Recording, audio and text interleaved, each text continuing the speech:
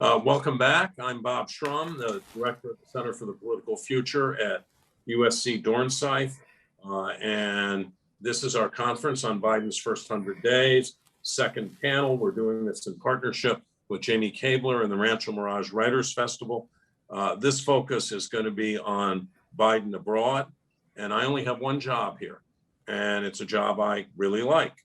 And that's to introduce Michael Beschloss, who I have known for over 40 years, who was writing and did write a very significant book when he was about the age of a lot of our students. He's an award-winning historian, a scholar of leadership, the best-selling author of not one book, but 10 books. He appears regularly on NBC News as the presidential historian, and he's a contributor to the PBS NewsHour. He's a friend. I thank him for being here today. His latest book and New York Times bestseller, Presidents of War, the epic story from 1807 to modern times, is a chronicle of the chief executives who took the United States into conflict and mobilized it for victory. If not all the time, some of the time. Once or twice anyway. Michael, I'm going to turn this over to you. Thank you so much, Bob. And my wife and I all say that when Bob and Otzi left our neighborhood, they were our neighbors. The neighborhood dropped about 30% in terms of being interesting and also in terms of average IQ. I won't elaborate on that, but we miss you in all sorts of ways. I'm glad to get together, at least by Zoom. Can everyone hear me okay? This thing is falling down, so may do again. Anyway, we're all thrilled to be here, and I'll introduce everyone and say where everyone is sitting right now, just so that we don't spend a lot of time wondering what city Anne is in, that she has that beautiful room. Probably many will know.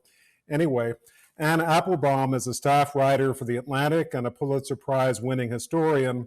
She's a senior fellow at the Johns Hopkins School of Advanced International Studies and the Agora Institute, where she co-directs ARENA, which is a program on disinformation and 21st century propaganda. Anne's much acclaimed latest book, I'm sure all or most of you have read, Twilight of Democracy, explains why some of her contemporaries have abandoned liberal democratic ideals in favor of nationalist movements. And Anne, do you want to tell us where you are today?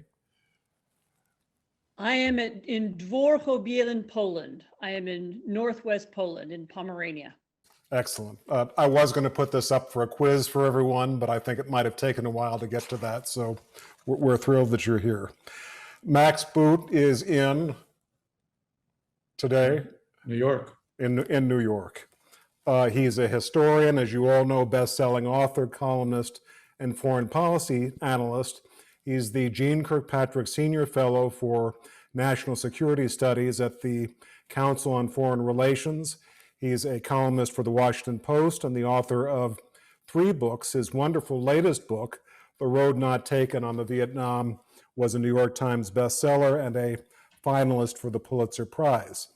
Max was also a senior foreign policy advisor to John McCain, Mitt Romney, and Marco Rubio. Allison Dundas Rentelm, you want to tell us where? I know where you are, Allison, but why not tell the group?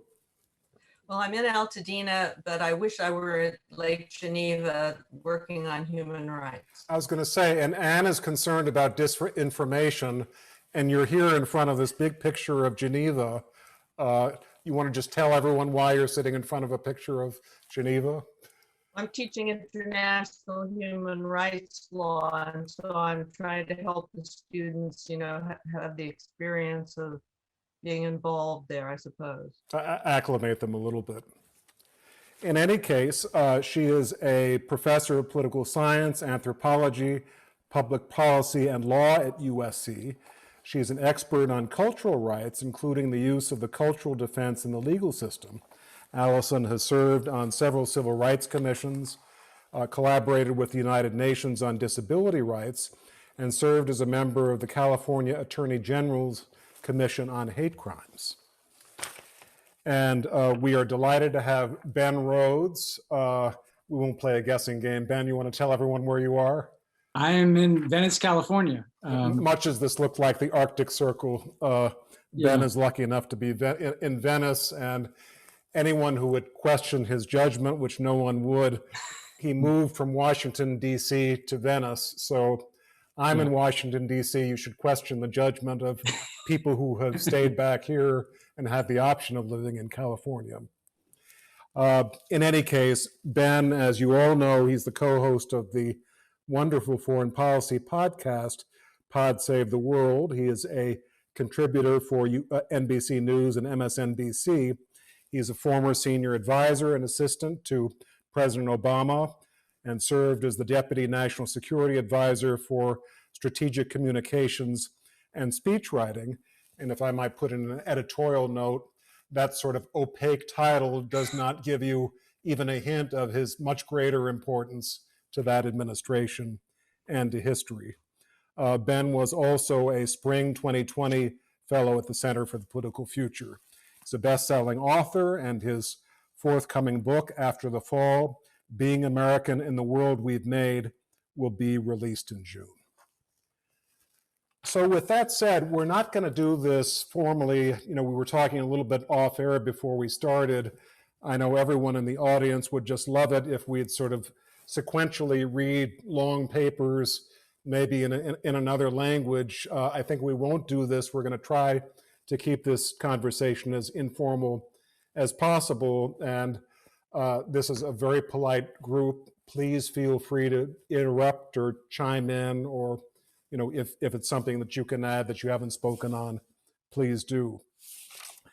And I guess the obvious first place to start is, what do we think, how would we describe to someone who has no knowledge of it, what is Joe Biden's foreign policy? And to give you a wobbling softball through the air, will it be any different from that of President Trump? Anne, do you want to start? I mean, the real interesting question actually is not whether the foreign policy of Joe Biden will be different from that of President Trump, because it will, simply by the fact that he's Joe Biden and not Trump, and that he comes out of a completely different political tradition. And also because he was vice president for 8 years, and during that time, he made a lot of foreign policy. Obama used him as an envoy around the world. Right. The really interesting question is whether his foreign policy will be different from that of Obama. Is he going to be more ambitious? Does he have a different vision of the world? And the danger for Biden actually is, and the temptation for him is to kind of say, well, we can just fix everything by going back to doing what we were doing before.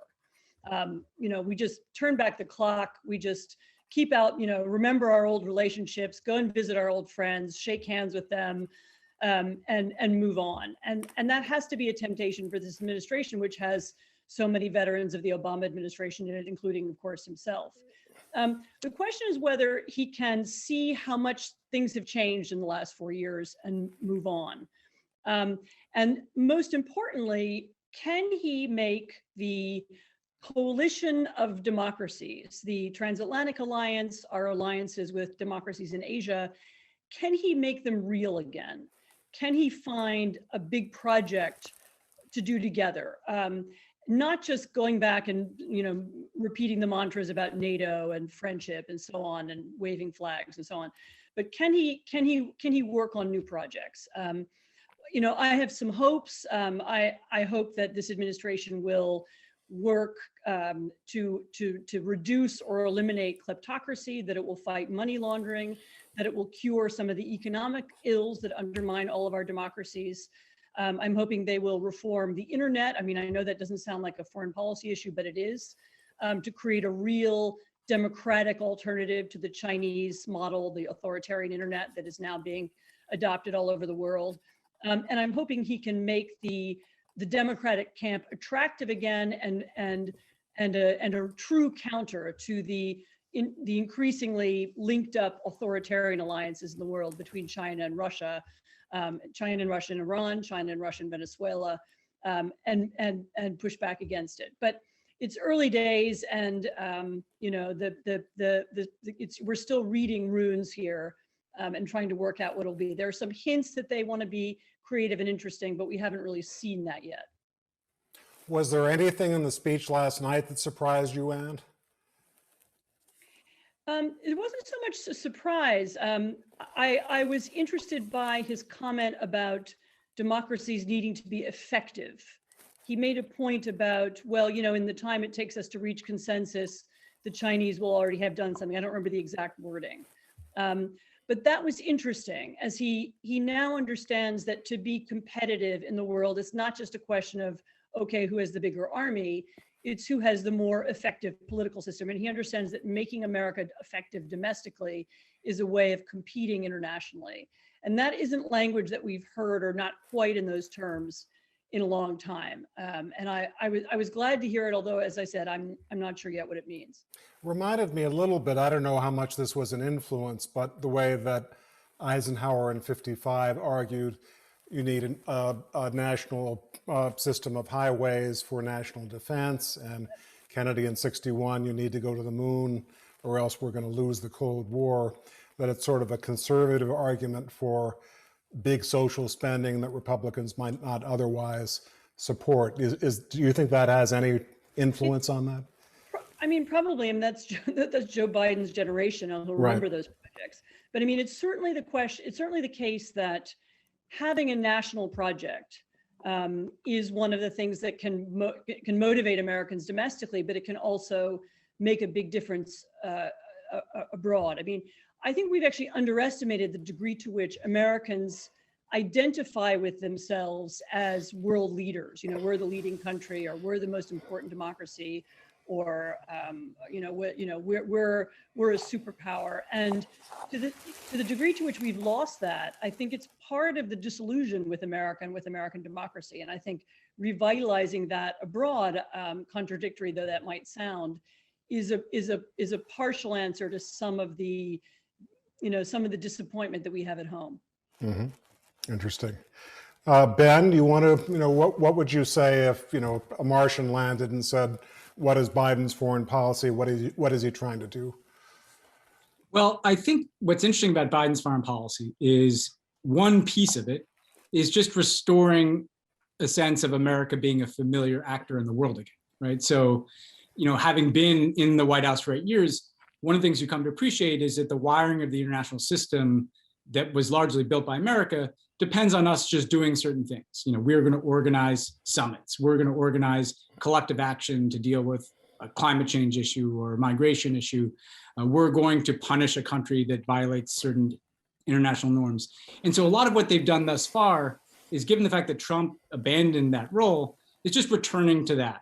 But that is just the beginning. And that doesn't really define what is his actual foreign policy going to be. Where is he going to put his focus and attention? I think that in some ways, there's an absolutely essential thing that people need to understand watching this, is that it's always been a talking point that foreign policy starts at home, that domestic policy is connected to foreign policy. But in this case, it's never been more true, because part of what's happened over the last 15, 20 years is the dynamics inside of countries have remade the world, in that you have a Russia that became, under Putin, increasingly revanchist, and then increasingly went on offense to literally unravel the international order. You have a Chinese government, since Xi Jinping took power in 2013, that is seeking to assert itself as the next superpower that is going to shape the 21st century. And you have a West, a democratic community of nations, that never really recovered its footing after the financial crisis. Mm-hmm. That the blow of essentially the discrediting of globalization, I would say, because of the combination of the excesses and failures of our own economic model, but also because of the excesses of our post 9/11 wars, kind of opened up this space for this right-wing populism. And so you have a situation where democracy is challenged by Russia and China and adversaries to the United States like that, at the same time that democracy has been challenged from within.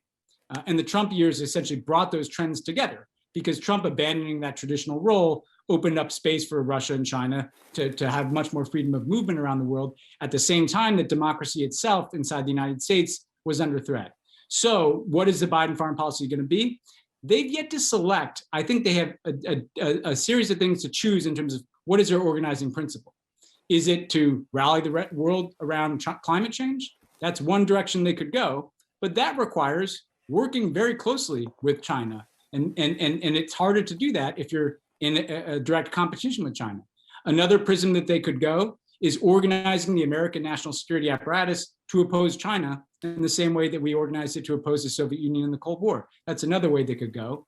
And then the third is this democracy versus autocracy option where, as Anne says, I think that gets into the wiring of the internet, that gets into dealing with inequality, that gets into the democratic reforms that we would want to see done here in the United States from a Biden perspective and around the world. If I watched last night, they seem to be landing somewhere in between China and combating autocracy, that he is going to utilize the challenge from China as a galvanizing force for his very ambitious domestic agenda, and he's going to utilize the challenge from China as a way to galvanize the world's democracies to kind of once again try to reinvigorate democracy itself. But again, we're early days here, but that's the theme that I feel emerging from all my former colleagues who've decided not to stay in places like Venice. Right. Unwise colleagues. How much, I mean, I think many people who talk about Biden domestically feel that as a result of the process, especially in the primaries that brought him to the convention to get nominated, he made a number of commitments that we're seeing the result of today. How much is that true in foreign policy, which was, needless to say, much less discussed in the spring and fall campaign? And if there are commitments like that, they sure are a lot less visible. So does he have a freer hand? He has something of a freer hand, but I will tell you that, look, they made some commitments. You know, he's exiting Afghanistan. That's in line with his commitments. He's returned to certain Obama era agreements like the Paris Climate Accord. They're in the process of trying to return to the Iran nuclear agreement. But, you know, even from someone like me, you probably couldn't find a more public defender of the Obama legacy. I wouldn't advise them to go back to the Obama different foreign time policy because the world is very different, and they know that the world is very different. I think that when you look at what they're doing, though, early in presidencies, the focus tends to be domestic, right? So you have 1 year, really. I mean, most presidencies, and you know this better than anybody, Michael, like you do most of your big things legislatively and domestically in the first year of a 4-year term. Right. And it's just diminishing returns after that. And frankly, you know, they would never say this, but part of the job of a foreign policy national security team is to kind of keep the attention a bit off the world so as to create running room for a very ambitious domestic agenda. However, I think where people have to look therefore is, what are they doing domestically that is a clue to what they're going to do abroad? The package that they proposed on infrastructure is an international climate policy, because if the United States can spend $1 trillion transitioning our economy to clean energy, then we can go around the world at the end of the year when they have to upgrade the Paris Agreement and say, hey, you guys, look what we did. You all have to kick in more. And so their domestic climate agenda is their foreign policy agenda on climate. And then similarly on China, the focus he had last night on research, on innovation, on artificial intelligence, well, this is all about the fact that China is beating us on the development of artificial intelligence, on the use of big data, on the development of what the future of the internet is. And so if they can essentially seed through investment in the United States, a kind of technological momentum, they can then take that around the world to say to Europe and other allies, look, you got to team up with us to figure out how we're going to deal with disinformation, with propaganda, with the Chinese creating parallel internets and supply chains around the world. So when I look at what they're doing now, stuff that they're doing domestically will probably become more discussed and overt internationally by the end of this year, but it depends a lot on how ambitious a bill they can get through Congress on these things is. Mm-hmm. Fascinating. Thank you very much. Allison, you want to take a crack at this? Well, I think the question about what is his foreign policy and how does it differ from Trump's is an interesting question, because it's the difference, between night and day. And I think it's pretty great that President Biden faces the existential threats, deals with human rights. He makes human rights central to his foreign policy. And I think that's very different from Trump, who, basically all his actions were inconsistent with US commitments to human rights. So I've been very impressed by how quickly President Biden has acted in terms of not just emphasizing human rights in his domestic policies, because a lot of the domestic policies guarantee things like right to health, right to subsistence, right to organize. They may be phrased in terms of civil rights, but they resonate and they match up with international human rights. So he's been, I think, very savvy in promoting a domestic agenda, I think, as Ben was saying, that also matches international obligations that we have, like the Green New Deal is clearly promoting energy independence so that the United States would no longer have to be bound by commitments to countries that we'd like to criticize. So it's actually pretty sophisticated. And I think that under the Trump administration, it was a very narrow view of human rights that only emphasized the right to property and the right to religious freedom. And Biden's view includes economic rights. So it's a much more generous interpretation of human rights. And he's recognized the Armenian genocide, and he's taking steps to re-engage with the Human Rights Council. So I think not only his sort of vision and the way his concept of human rights is so much different from his predecessor, but also his willingness to go beyond the Obama administration. I think he could do more to demonstrate a commitment to human rights by making sure that we respond to the Commission of Inquiry on racism and systemic racism and police abuses that was just released, and make sure that the laws get passed in the United States to hold police accountable, to have reparations for slavery, and to make sure that he sends the treaties to be ratified to the Senate, because he's known from his time in the Senate for being a strong advocate of human rights in foreign policy. But the United States is the only country in the world that hasn't ratified the Convention on the Rights of the Child. And a lot of what he's been discussing, a lot of the policies are to lift children out of poverty and get lead pipes removed so that children aren't going to be harmed in this way. So it seems to me he has a real opportunity in his foreign policy to focus on treaty ratification, the Convention on the Rights of Persons with Disabilities, something that I've worked on. It's been voted on twice in the Senate. It came close to being ratified. It's based on the Americans with Disabilities Act, rejoining the ratifying the Rome Statute to join the International Criminal Court. There's so many things that Biden could make part of his foreign policy, which would be consistent with the commitments that he's made in his speeches. I thought his first speech in February that talked about his foreign policy was really eloquent on human rights. He ends with Eleanor Roosevelt, and he definitely has a much broader view of human rights, more like FDR in terms of the four freedoms. So I've been very excited, since this is my area of human rights and international law, to see how much he's more like the Carter administration, but he has very experienced people like Blinken, unlike Carter, who was known for having more domestic civil rights people. So I think it's a very exciting time to watch Biden's policy. And I thought that the speech last night ended with an emphasis on human rights.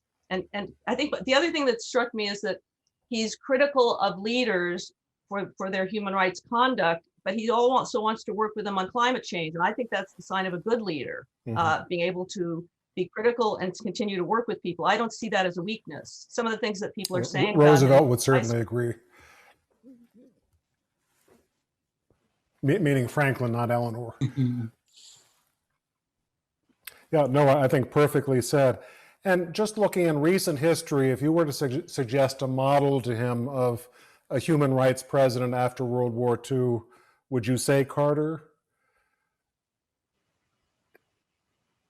What I'm thinking of is that, as you know, Carter was the first Democratic senator to, or Biden was the first Democratic senator, I believe, to endorse Jimmy Carter when he ran for president, which at that time was a very contrarian thing to do.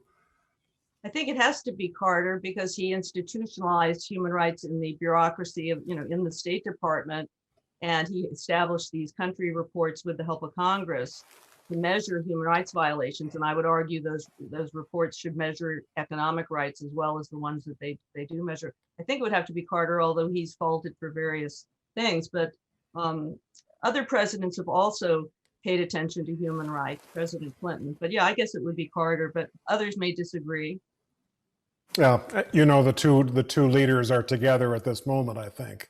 He's down seeing Carter in Georgia, which I am told is not because of any health emergency, although Carter's not well, but he just wanted to see him. And I think Biden is taking every opportunity to be in Georgia for fairly obvious reasons, the state of Georgia. Max, do you want to come in on this, please? Sure. I mean, I think a lot of the points have already been made. I would say as a general proposition that every president has some continuity and some discontinuity with the foreign policy of his predecessor. And we focused more on the discontinuities, which I want to elaborate on a little bit, but I want to get to some of the continuities as well. In terms of discontinuity, obviously the big one is, I really think the Biden administration is the last best hope for American internationalism, because Trump obviously ran on and governed on a America First policy, which harks back to the isolationism of Charles Lindbergh in the 1930s, a sharp break with 70 years of American foreign policy tradition.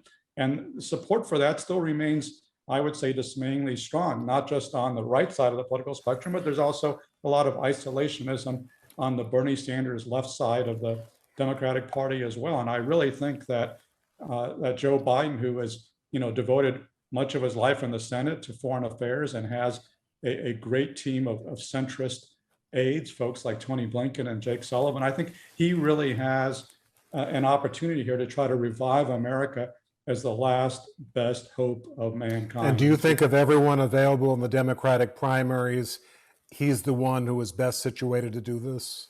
Well, absolutely. I mean, I think he's the one who has the most foreign policy experience. And I think he has a visceral commitment to American international leadership going back, having served for 2 decades in the Cold War. And I think he's off to a good start in that regard. I think he is putting transnational issues like climate change back on the agenda. Obviously, symbolically, he rejoined the Paris Climate Accord. He rejoined the WHO. He's trying to reassure our allies. And I think some of those moves have been much needed, including sending Tony Blinken and Secretary of Defense Lloyd Austin to South Korea and Japan, and basically talking up our alliances instead of trashing them at every opportunity. At the same time, Biden is certainly breaking with Trump's pattern of kowtowing to dictators, because, and you saw it last night in his speech, he was basically saying that the free ride for Xi Jinping on human rights and for Vladimir Putin on just about everything, that free ride is over. And he's made clear that he has to stand up for American ideals, which is a concept that Trump was obviously unfamiliar with. And I think there's certainly been criticism of how far he's gone, for example, in putting the sanctions on Saudi Arabia for Mohammed bin Salman's role in the murder of Jamal Khashoggi. But I think he's basically trying to thread the needle and at least, I think, doing a pretty good job of pushing back against some of these dictatorships that had gotten used to a free ride in the Trump administration. I think he's also trying to undo a lot of the damage that Trump did, including his very unwise decision in 2018 to pull out of the Iranian nuclear deal, even though Iran was complying with it. And of course, we still don't know if they're going to be able to put that back together, but I think it's important to try, because in the time since Trump left the JCPOA, Iran has turbocharged its nuclear program. And it's clear that Trump and the critics of the JCPOA, and I speak as somebody who was critical of it when it was negotiated, but in hindsight, I think it's the only thing that has really been able to stop or even slow down the Iranian nuclear program, which is now speeding up at a dangerous level. And Iran's breakout time is much less than it was when they were still in the nuclear accord. So I think that's all to the good. And these are all discontinuities where I think Biden is on the right track. Now, as I promised at the beginning, let me also mention some continuities that we haven't talked about, because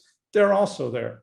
For example, last night, Biden was talking a lot about Buy America, which, which kind of raised my hackles, because this is basically an appeal to protectionism. And Biden talks about it all the time, about good American jobs, union jobs. He's not going to export them. He's going to stand up for American workers. Well, that's all fine in theory. We're all in favor of standing up for American workers. But the question is, do you do it by trying to protect the US economy from global competition, or do you do it by trying to make us more competitive in the global economy? And the sense I get from Biden is he's trying to do some of both. But I've been a little bit dismayed that he has not rejoined the Trans-Pacific Partnership, which is a great treaty, great free trade accord, which would help us to contain China, negotiated by President Obama. I think it's something that we need to do. And remember, the last two Democratic presidents both negotiated major free trade accords, NAFTA for Bill Clinton, TPP for President Obama, but President Biden is giving very little indication that he's interested in free trade. And I think that's a mistake. There is certainly some continuity in Afghanistan, where last year, Trump negotiated a very one-sided accord with the Taliban, which calls for us to pull out of Afghanistan, but does not force the Taliban to stop fighting, and with a May 1 deadline to pull out. And Biden is extending that by a few months, but basically he's agreeing that he's going to abandon our allies in Afghanistan. That's something that's popular right now because everybody wants the troops out. Nobody wants to be involved in forever wars, but I wonder if it's still going to be popular a few years down the line if the Taliban are marching into Kabul and murdering our allies, repressing Afghan women. This decision, like President Obama's pullout from Iraq in 2011, which was also initially popular, may not work out so well, may not be so popular in the long run if it backfires. And I think it's just a mistake that that we don't need to take, that we could afford to keep 2,500, 3,500 troops in Afghanistan in an advisory capacity.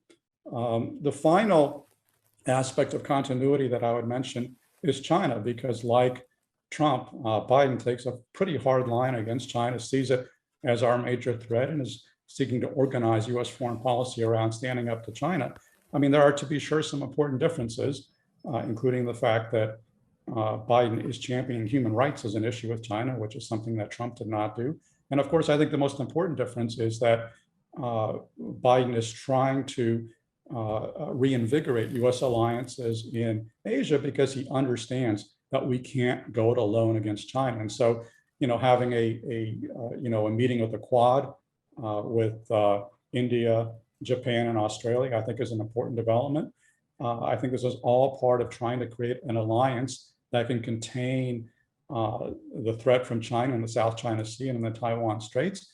But at the same time, I think Biden also understands that he needs to cooperate with China on global warming. And we also need to continue trading with China. And I've been dismayed to see that we haven't dropped Trump's tariffs on China. We'll see what happens with those. But clearly, that's an important economic relationship that needs to continue. And, it's a very complex policy, and some aspects of it are at odds with one another. And so, it'll be interesting to see how the Biden team, kind of balances these competing imperatives. But it's clear that just like Trump, they do see China as our number one threat. And I think that makes sense. Yeah, I've been a little bit surprised that Biden has done so much and said so much about foreign policy in the first 100 days, given how much people are focused on the domestic problems that we've got. I mean, if you look at FDR in 1933 as a parallel, Roosevelt barely gave 3 seconds of thought to the world during the first 100 days, although Hitler had just come to power in Germany, and there were some things that probably in retrospect he should have. And Johnson the same in early 1965, with the mammoth exception of Vietnam, he really neglected the world for much of his first 2 years in a way that we haven't seen from Biden.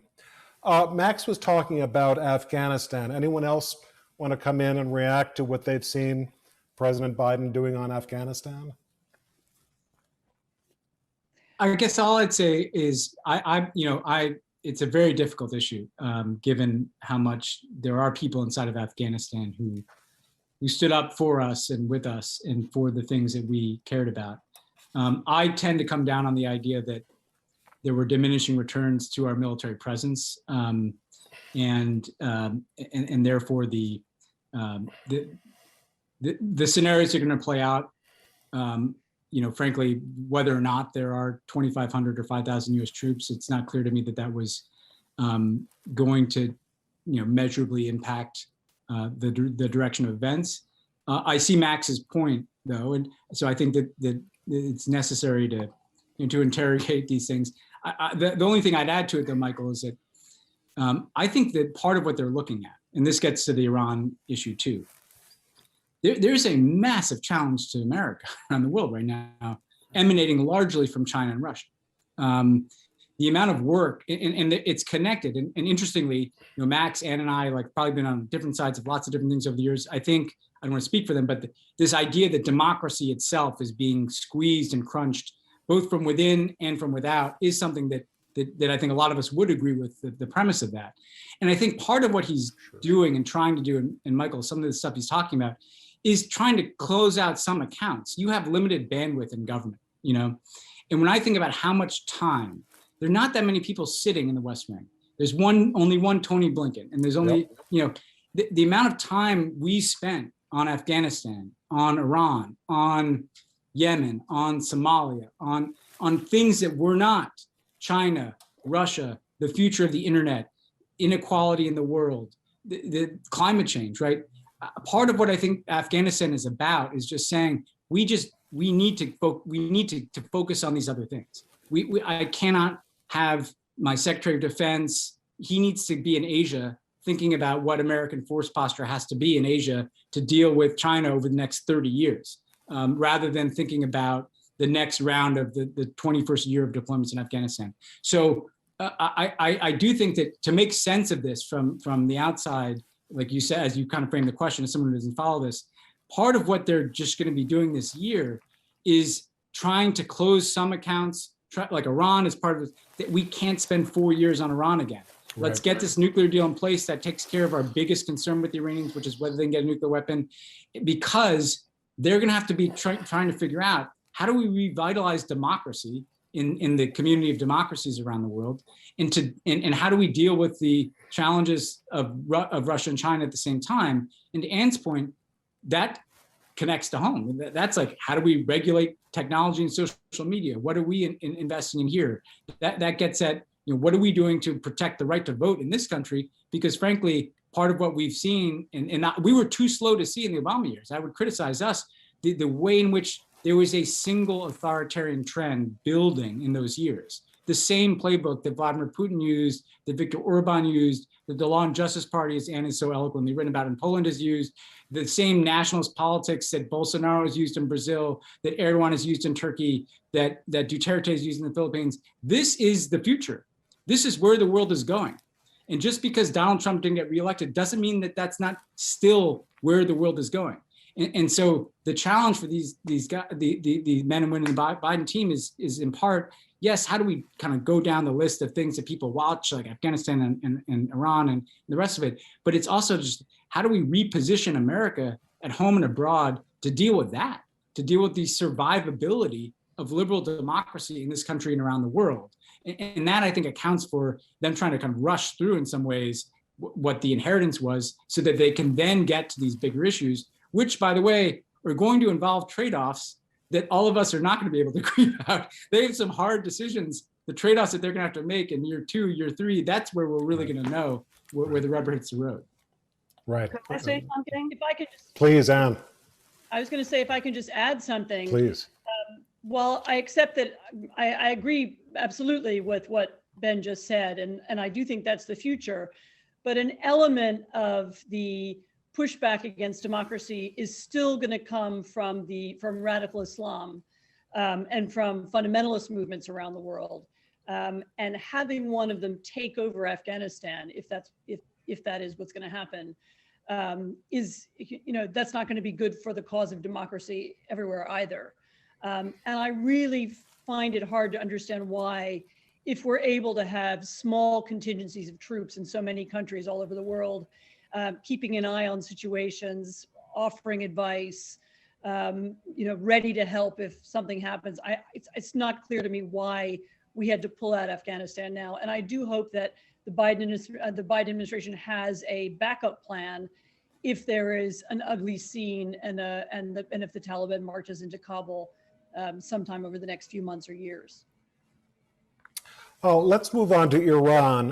What do we think we're going to see in Iran with Iran during the next year or two with Biden? Anyone? Allison, would you like to come in on this? Well, I was going to comment about Afghanistan. Please do. Please That do. The International Criminal Court was going to have an investigation of atrocities committed in Afghanistan. That would include U.S. troops. So that just the timing seems a little odd for us to be pulling out right while there's going to be that kind of scrutiny. That was a big controversy.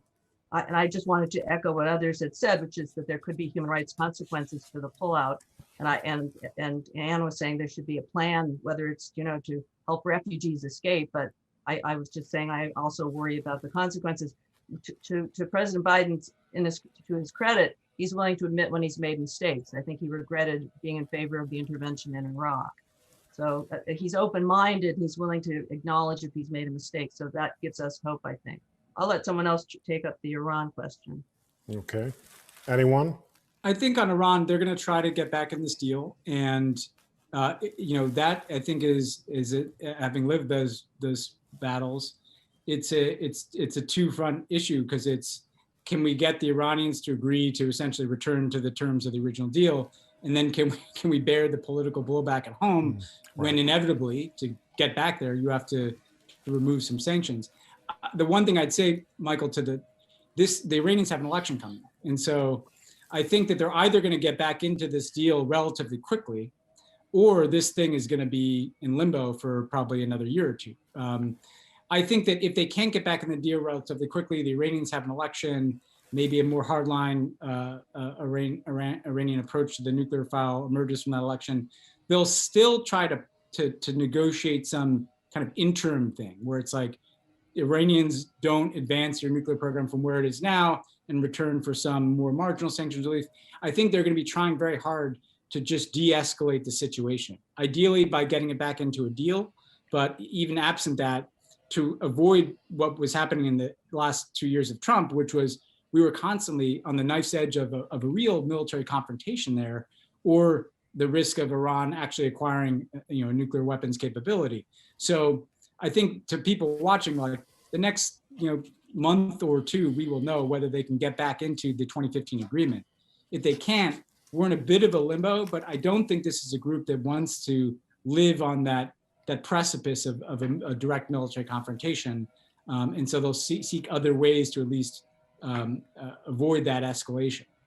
Yeah, I think even if we do succeed in getting back into the JCPOA, the formal name of the nuclear deal, as Ben and others well know, a lot of its provisions are going to start expiring in a few years, in 2025, 2030, and so forth. And so that's really, even re-entering the JCPOA is really going to be a holding action, because they're going to have to renegotiate to extend the timelines on that with the threat of US sanctions out there. But I really, again, I'm speaking as somebody who was pretty skeptical of the JCPOA when it was initially negotiated by Ben and his colleagues. But again, in hindsight, I don't think there's ever been a better alternative. And in fact, we just know empirically that Iran had to give up almost all of its fissile material as a result of the JCPOA. And now they're enriching like crazy and becoming much more of a nuclear threat than they were when the JCPOA was in business. And, I just don't see any alternative propounded by folks like Mike Pompeo and others who got us out of the JCPOA, because their alternative is basically, we're going to slap all these unilateral sanctions on Iran and hope that they will holler uncle. And we have this list of like 12 demands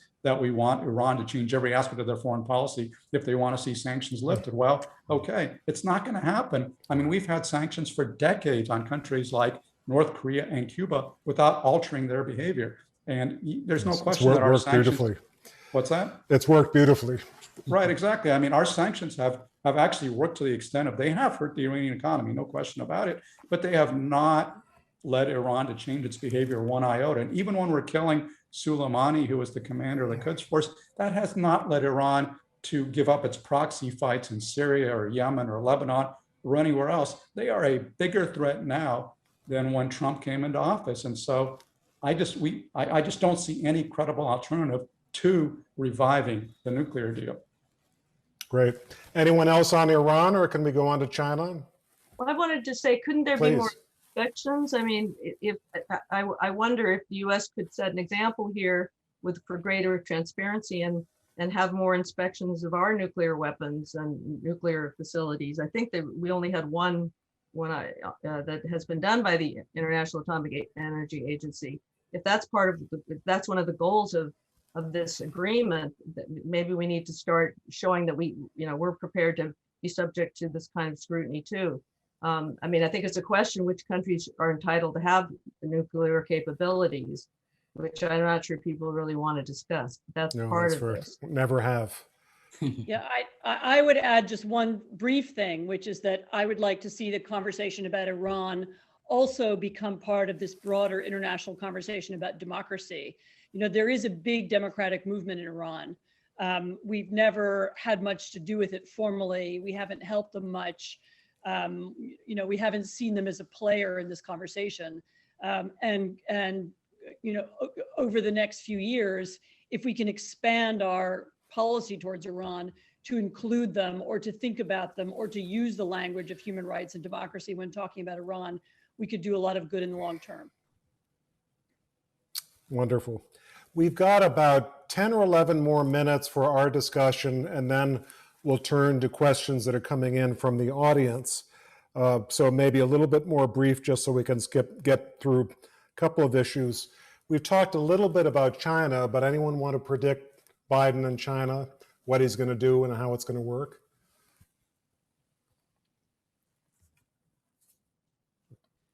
There's no recording made of this that will be used against you in 2 years? I think he's going to open up more educational exchanges and use cultural diplomacy. I think that works well with China, and I think Biden is aware of that.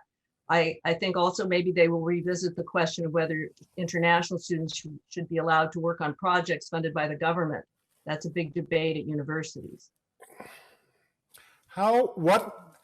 What chance is there that China is going to become a big domestic issue in this country, which it shows signs of being now, but in my view has not become yet, but might? Ben? I think it's going to be huge, because if you look at the Republican Party, you know, not just Trump, but any possible nominee right now in 2024 is basically creating an identity for themselves as the biggest possible hawk on China. You know, was Nikki Haley, anti-Chinese Communist Party. Yeah, anti-Chinese Communist Party, and you have a Democratic Party that, you know, is coalesced around a tougher line on China for sometimes different reasons. That's powerful. There's not much in this country that there's a bipartisan consensus around.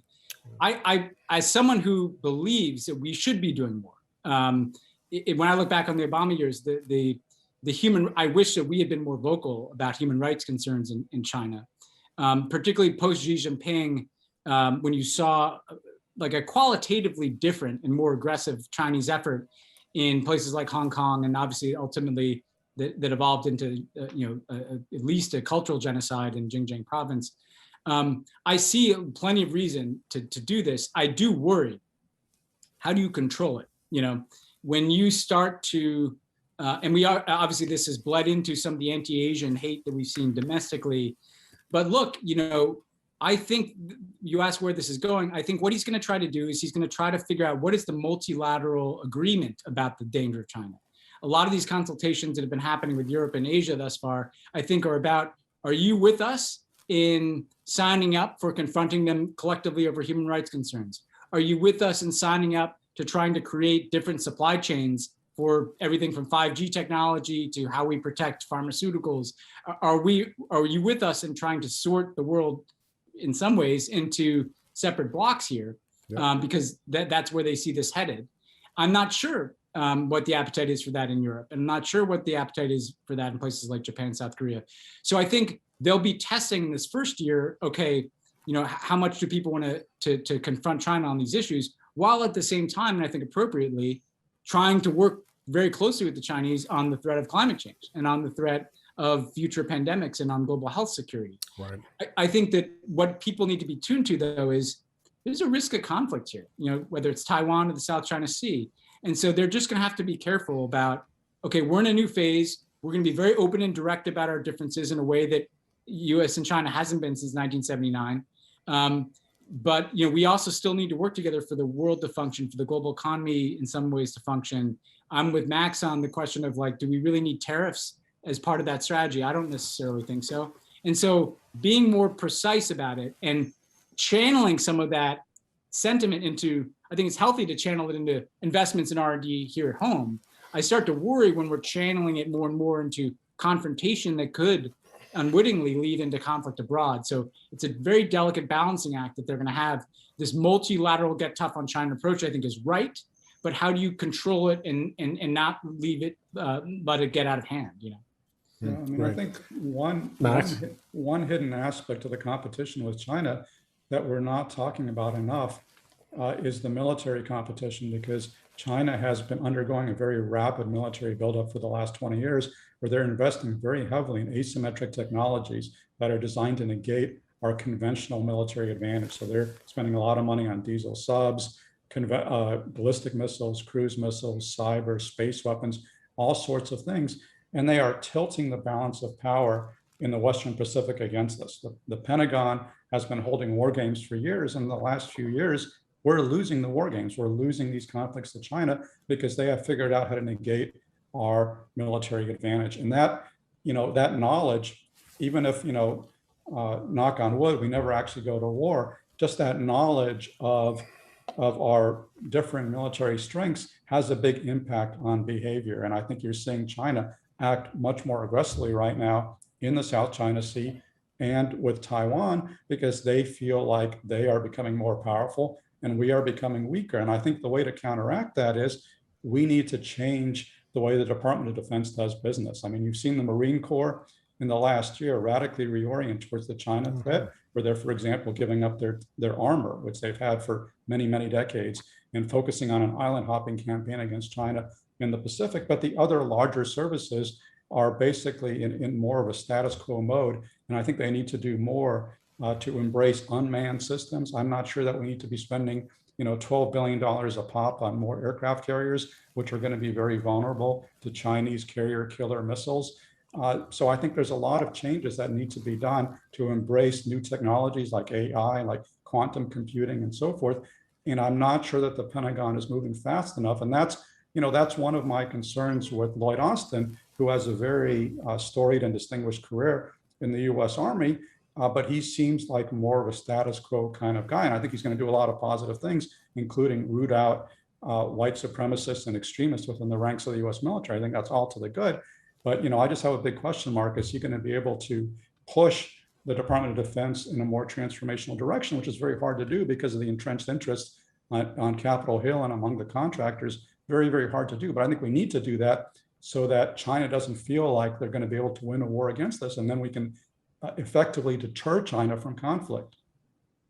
Right. Michael, your first question about China, you said, what do we predict? And I hesitated for a second because prediction is very difficult in this sphere, not least We're destroying the recording of this immediately. But not least because, we're talking about US policy towards China. And, we may well discover, both actually, by the way, in the case of China and Russia, that it's they who decide to test us in the coming years, that there will be a test for the US perhaps in Taiwan, a test for the US perhaps in Ukraine, perhaps elsewhere.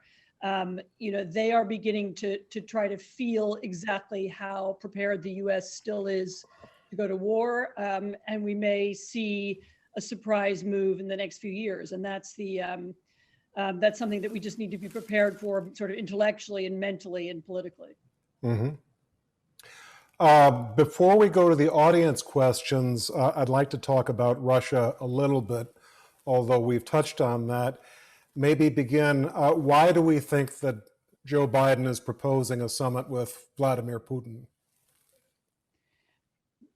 So the important thing about Biden and Russia is that Biden is the first president to come to office since the Cold War who does not think he can reset relations with Russia. He doesn't believe that he can have a better relationship with Putin just because of his charming personality, or because he imagines Putin to be Christian, or whatever the previous criteria were. He's very realistic about Russia, which I like. But I think he thinks that having imposed new sanctions, having drawn some clear lines, I think he thinks that it's nevertheless possible to talk to Putin, and really, it's really only possible to get anything done with Putin from a position of strength and from a willingness to show that you can, that you're willing to push back if need be. And he may feel that having done that, it's now going to be possible to have a conversation. We'll see. I mean, Putin operates on a completely different set of criteria and a different timeline. His most important interest is keeping himself in power. And so he's gauging everything that he does. He uses the United States as a kind of foil in his politics, and he puts, anti-American slogans are on television in Russia now every night. And he creates the America as a big enemy of Russia. And so for him, everything that he does in foreign policy is really has a domestic echo. I think this administration understands that, and it may be that they're trying to reach him in different ways so that he can begin to tell a different story at home. Interesting. Allison, you want to come in on Russia? Well, I'm wondering if there should be some sort of meeting of all the leaders to have a code of ethics for behavior. I mean, just the way the judges of high courts around the world drafted the Bangalore Principles of Judicial Conduct, and these 6 principles were agreed upon by all of them. It would seem as though in their interactions, there need to be some sort of principles that they agree on. I think Biden's setting up the cybersecurity unit or whatever within the State Department is partly a response to Russia. So, I mean, I think there could be a multilateral approach to some of these tensions, and also it seems that there are some institutional changes within our foreign policy machinery as well. But I do agree with Anne that I think that it's good to be realistic about the relationship, and I found it heartening that Biden would be critical of the way journalists are treated and Navalny and so on, and that Biden has been forthright, which is great. Yeah, he's been very Michael, good. one quick thing on this. Ben? I think there are other tools we haven't used. Everybody always focuses on sanctions. Anne mentioned anti-money laundering. Taking more action around the Russian manipulation of the international financial system that sustains Putin and his kind of network of oligarchs, and perhaps being more transparent about what we find in terms of the corruption that Putin is engendering, not just in Russia, it's an international issue in other countries. And similarly, an effort to deal with disinformation on our social media platforms, that's a Russia policy too. So there are things that are not in the normal bucket of direct confrontation that I think could give us more leverage and more tools to deal with Russia that I hope, and I think from working with Jake Sullivan, people like that the last few years, that I hope that they explore. Mm-hmm. Great. Max, do you want to come in? No, I mean, I agree with all that. I think that the key point is that Putin is a thug. He's a wily thug, and he will take as much as he can get away with. And Sure. Under Trump, we had a completely schizophrenic policy where Trump's aides got him to sign off on some sanctions. In some cases, it wasn't even clear that he knew what he was signing off on. Mm-hmm. So he had some sanctions, but at the same time, he never said a harsh word about Putin in public. And of course, he completely undermined our support for Ukraine by trying to use our military aid to blackmail the Ukrainians into helping him politically against Joe Biden. So that was a disgrace, and it showed that Trump did not care one iota about our allies or about standing up to Russia. So I think just the symbolism of Trump getting defeated, especially when we know there was in 2020, as in 26, there was a covert Russian disinformation campaign to help Trump win.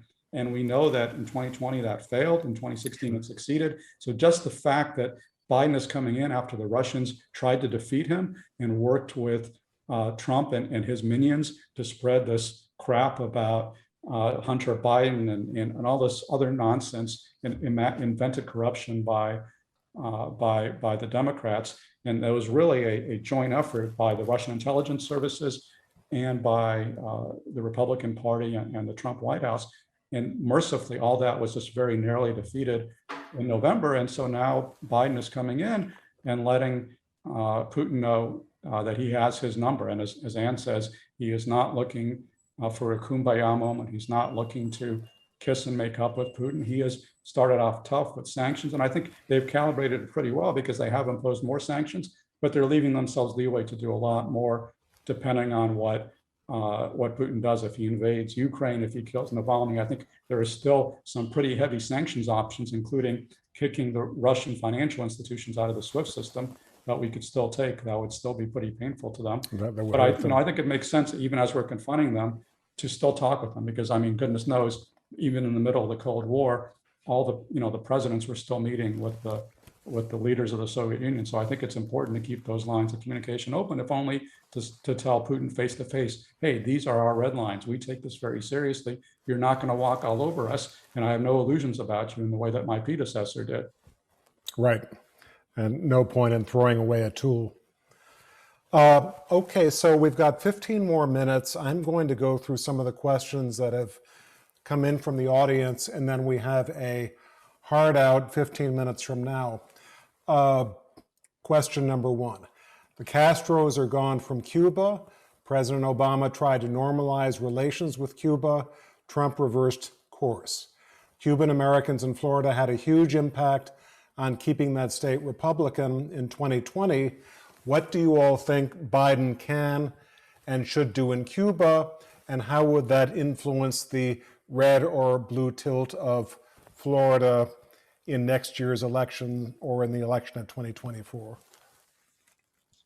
So having negotiated that normalization, I thought you might come in on this, Ben. Yeah, look, I think we're missing an enormous opportunity here. I think that the Cuban, Cuba is not China. Cuba is not even Vietnam. Cuba is 90 miles from Florida. And the idea that if you open things up there and you have a private sector emerging in Cuba, which you did by the end of the Obama years, and you have people traveling there and you have internet access there, I just think that, like, undisputably, life would get better for the Cuban people, who have suffered greatly under the mismanagement of their own government and under the US embargo.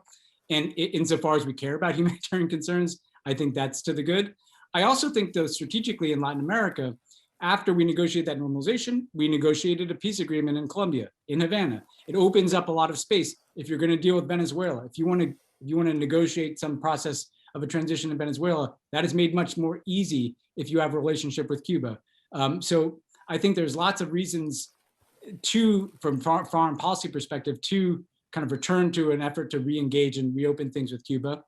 I think, frankly, the only impediment is this question of politics in South Florida. I think my friends in the Democratic Party sometimes make the mistake in thinking that by being kind of Republican Party light in South Florida, we're going to win those votes. No, everybody knows who the bigger hardliners are. You have to offer an alternative. And I'm worried, I do worry that the Biden team is just afraid of touching this issue. It's politically difficult. They're well-placed members of Congress, not just on the Republican side, but on the Democratic side, like Bob Menendez, the chair of the Senate Foreign Relations Committee, who don't want to see a return to engagement. So I'm worried that what I think they should do is re-engage. I worry that they're going to put that on the back burner. And meanwhile, it's not going to improve human rights in Cuba. It's not going to certainly help the Cuban people. And we'll be missing an opportunity if we don't do that. Great. Anyone else on Cuba? I visited Cuba, and the sanctions there have done so much damage. We haven't really talked about how sanctions, are a crude instrument, and they often hurt the civilians, the people in these countries. And so, I mean, I think Cuba is an example of, like Iraq and Iran, where the sanctions have done a lot of humanitarian damage to the people. I would hope that Biden will have the courage to open there. I thought that was Secretary of Commerce Penny Pritzker's work was partly. Did she work with you, Ben, on that? Yeah, oh yeah, she was a huge believer in this. And you're right, it's heartbreaking to see. Everybody should go see. These sanctions are good press releases in the U.S., but boy, people should not be living like that 90 miles from Florida. Yeah, people can't afford the food that they're selling in the farmers markets.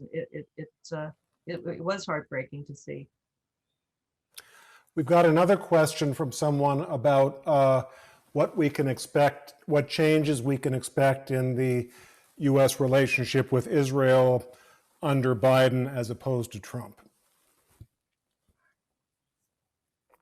I mean, I don't think you're going to see a dramatic transformation because Biden is pretty pro-Israel, and you've seen that he has been pretty supportive of Israel. There's no question he's not going to be as close with Prime Minister Netanyahu, assuming he's still going to be the prime minister as Trump was, because during the Trump years, those guys took it well beyond any kind of normal diplomatic relationship. They became like political running buddies, trying to use each other for their own domestic political advantage. And it was deeply inappropriate. And, Trump was certainly pro-Israel to a fault, but I think he was over the top pro-Israel. Like, some of the things he did were okay, like moving the US embassy to Jerusalem, which other presidents had said they were going to do. He actually did it.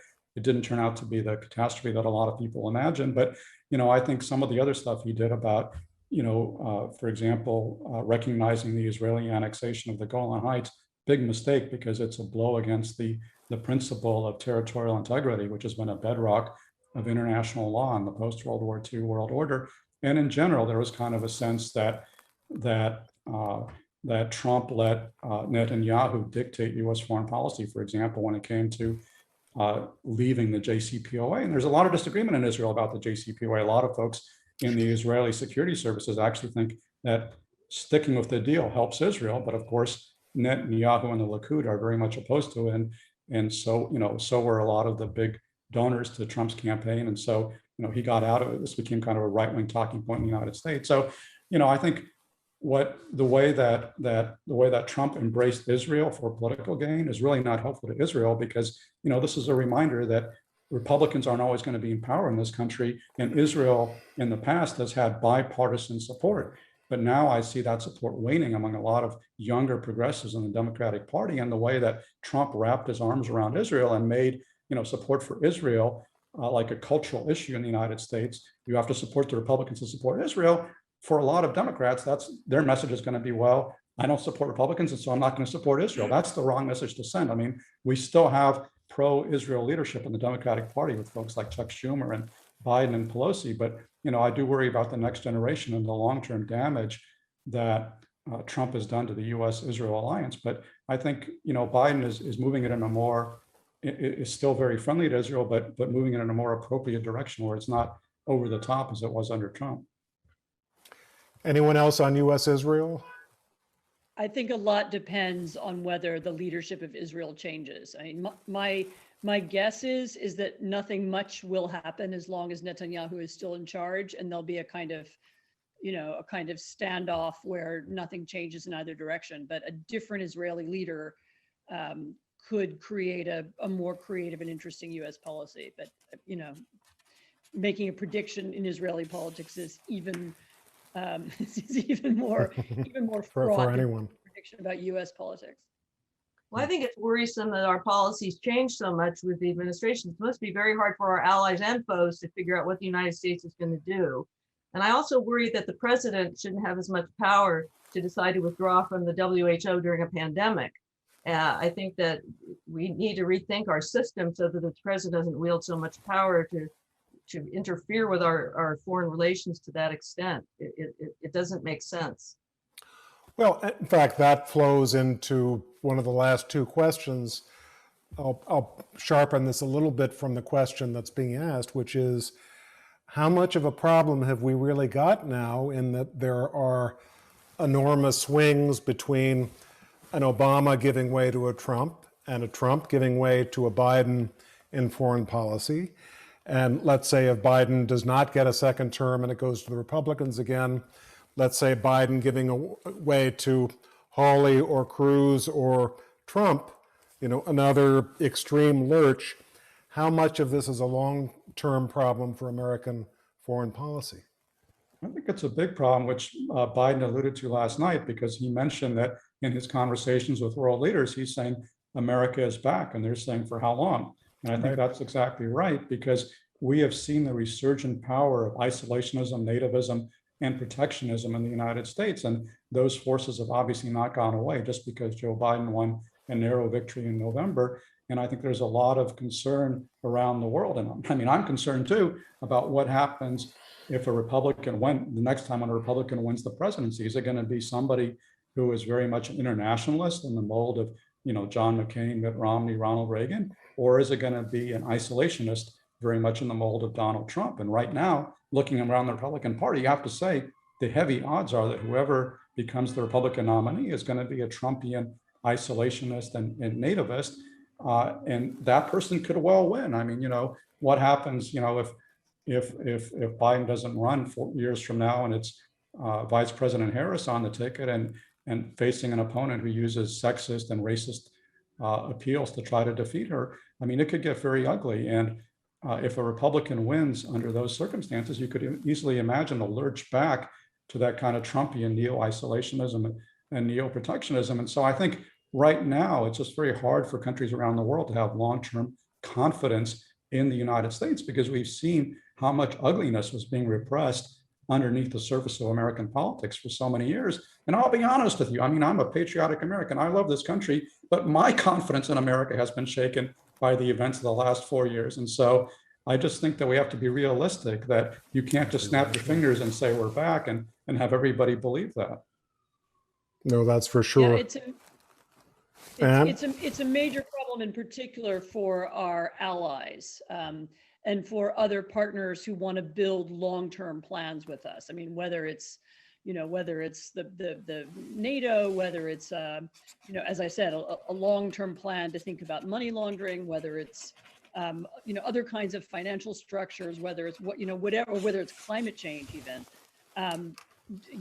Building something that's going to last longer than 4 years has now become very difficult. And one of the problems that Biden is going to have is that a lot of allies are going to hang back, and they won't want to put all their eggs in American baskets while they're not sure who the next president will be. Yeah, for sure.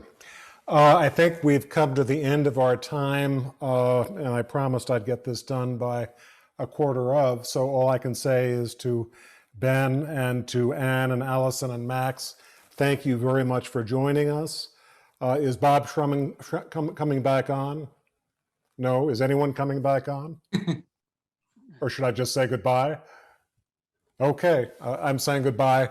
Thank you everyone who's participated. Thank you to the Dornsife Center and USC for providing the auspices for this. Thank you everyone in the audience whom we can't see, but we know you're out there. Everyone stay safe, and thank you very much for being here. Thank you all. Thank you. There's Thanks a Bob. lot.